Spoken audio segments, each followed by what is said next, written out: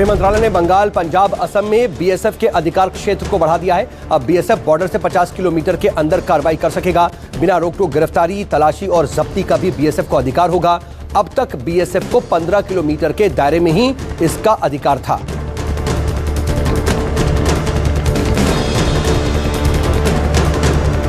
देश के पूर्व प्रधानमंत्री डॉक्टर मनमोहन सिंह की आज अचानक से तबीयत खराब हो गई। उन्हें सांस लेने में परेशानी हो रही है। मनमोहन सिंह लगातार चेस्ट कंजेशन की शिकायत कर रहे थे।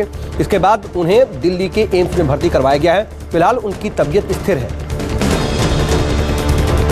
देश में बिजली संकट के बीच अरविंद केजरीवाल ने पंजाब के लोगों के लिए एक बार फिर से वादों की झड़ी लगा दी है। जालंधर पहुंचने के बाद अरविंद केजरीवाल ने कहा कि आम आदमी पार्टी की सरकार बनाइए, पंजाब में लोगों को नौकरी और फ्री बिजली देंगे। हम दिल्ली में 24 घंटे बिजली दे रहे हैं, दिल्ली की तरह पंजाब में भी वादा निभाएंगे। हमीरपुर में रैली को संबोधित करते हुए अखिलेश यादव ने योगी सरकार पर तीखा हमला बोला। तंज कसते हुए अखिलेश ने कहा कि हमारी सरकार ने बिजली के कारखाने लगाए थे, बीजेपी ने क्या लगाया। चुनाव में बीजेपी से सावधान रहने की जरूरत है, ये बस बातों से बिजली बनाते हैं। महंगाई को लेकर के सरकार को घेरते हुए अखिलेश यादव ने पेट्रोल का जिक्र किया। कहा, आज पेट्रोल की कीमतें 100 रुपए के पार हो गई हैं। देश भर के किसान आत्महत्या करने को मजबूर हैं। गरीब को महंगाई के नीचे दबाया जा रहा है। सरकार बेकसूरों को बुलडोजर से कुचल रही है।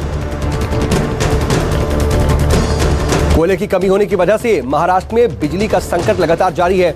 कोयले की कमी के चलते कई बिजली घर बंद हो चुके हैं। इन सब के बीच महाराष्ट्र के ऊर्जा मंत्री नितिन राउत ने केंद्र सरकार पर सवाल उठाया है। जब गुजरात और गोवा में कोयले की कमी नहीं है तो फिर महाराष्ट्र में कमी क्यों? लखीमपुर हिंसा मामले में एक और गिरफ्तारी हुई है। पुलिस ने आरोपी अंकित दास को पूछताछ के बाद गिरफ्तार कर लिया है। कोर्ट ने अंकित को 22 अक्टूबर तक न्यायिक हिरासत में भेज दिया है। किसानों को कुचलने वाली गाड़ियों में एक गाड़ी फॉर्च्यूनर भी शामिल थी, जो कि अंकित की है। अंकित दास मंत्री के बेटे और हिंसा के मुख्य आरोपी आशीष मिश्रा का दोस्त है। लखीमपुर हिंसा को लेकर के कांग्रेस के प्रतिनिधिमंडल ने राष्ट्रपति रामनाथ कोविंद से मुलाकात की।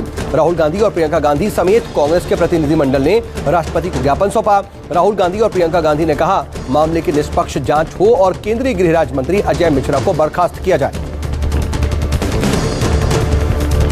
लखीमपुर हिंसा में मारे गए ड्राइवर हरिओम मिश्रा के घर पहुंचे यूपी के कानून मंत्री ब्रजेश पाठक। ब्रजेश पाठक ने हरिओम मिश्रा की बीमार मां और परिवार से मुलाकात की और परिवार को हर संभव मदद का आश्वासन देकर के ढांढस बंधाया। पीएम मोदी ने गति शक्ति राष्ट्रीय मिशन लॉन्च किया। पीएम मोदी ने स्वतंत्रता दिवस 2021 के मौके पर लाल किले से ही इस प्लान का ऐलान किया था। इससे करीब 100 लाख करोड़ रुपए की बुनियादी ढांचा परियोजनाओं के विकास को गति मिलेगी। पीएम बोले, गति शक्ति योजना से देश के विकास को नई उड़ान मिलेगी। दिल्ली एनसीआर वालों पर आज एक बार फिर से महंगाई की मार पड़ी। सीएनजी 2 रुपए 28 पैसे और पीएनजी के दामों में 2 रुपए की बढ़ोतरी हुई। पीएनजी के दामों में 12 दिन में दोबारा इजाफा हुआ है। दिल्ली में सीएनजी 49 रुपए 76 पैसे प्रति किलो और पीएनजी 35 रुपए 11 रुपए प्रति यूनिट हो गई है। सावरकर को लेकर के देश में एक बार फिर से सियासत शुरू हो गई है।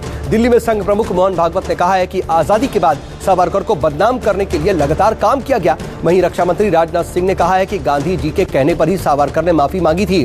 संघ नेताओं के इस बयान पर ओवैसी समेत विपक्ष के नेताओं ने कड़ी आपत्ति जताई है।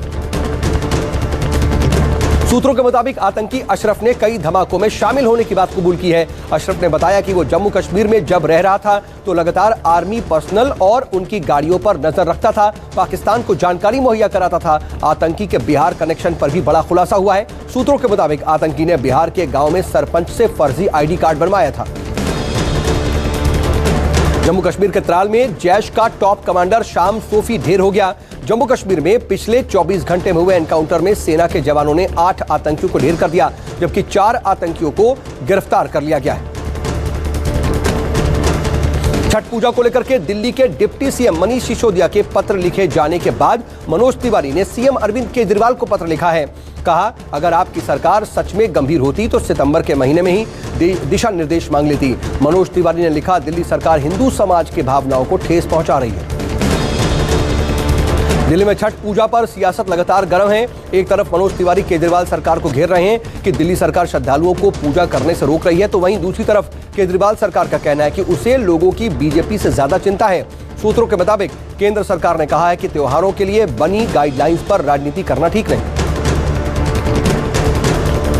अजमेर के एक पेट्रोल पंप पर पेट्रोल भरवाते वक्त बाइक में आग लग गई। अचानक से आग लगने से अफरा तफरी मच गई।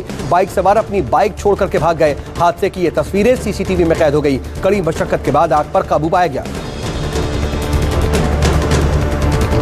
और उत्तर प्रदेश के गोरखपुर में महाअष्टमी के मौके पर यूपी के सीएम योगी आदित्यनाथ की भक्ति साधना दिखाई दी। मां दुर्गा का आशीर्वाद पाने के लिए उन्होंने पूजा पाठ की। इस दौरान उन्होंने हवन भी किया।